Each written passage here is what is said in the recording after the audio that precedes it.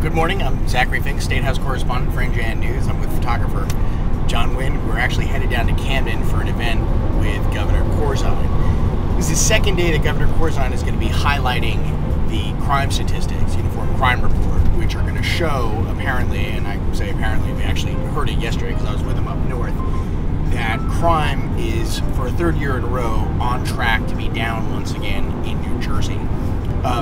There's an unusual ferocity, and this is what we'll start to get into a little bit today, to the campaign. It's early August right now. There have pretty much been events every day.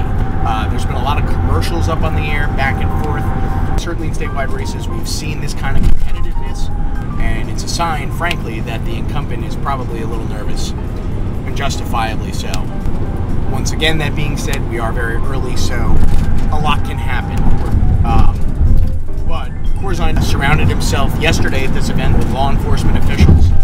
Did it in East Orange, which gets the New York media market, and is now doing virtually the same thing, or at least this remains to be seen, we think, very similar, to get the Philadelphia market in Camden. So he's maximizing his exposure, highlighting what he's done as governor, and he's also treading on Chris Christie's turf. So Corzine trying to demonstrate that public safety is very much an issue that he can seize the mantle on as well.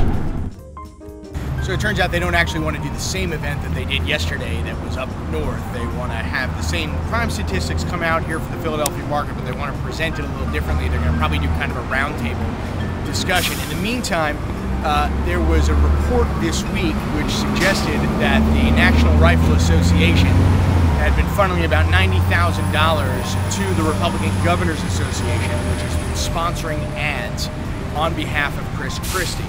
Democrats strongly believe that more guns out on the street ultimately leads to more crime, so we're probably going to ask the governor about that. All right, just getting ready to do a stand-up, which will be the last thing we do, and then we'll head on back to Trenton. I think that went very well. I'm glad that he took questions. The Philadelphia media market tends to be a little calmer in terms of asking the questions that they want to ask. The New York market sometimes can be hard to get a word in edgewise, but he was very patient, took 3 from us, which we appreciate. He particularly liked the question about NRA money coming to his opponent, which we had a feeling he would. All right, back at NJN.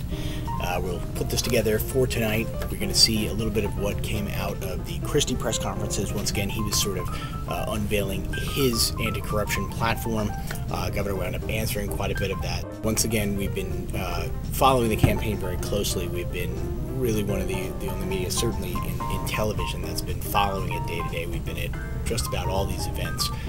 Unusual to have this level of intensity this early in a governor's race. It's only early August. You generally see this towards the middle of September, October, but it's been more than that. It's been out on the campaign trail, meeting people, having events, trying to set the agenda with whatever their message is of the day, and I think you got a pretty good slice of that today.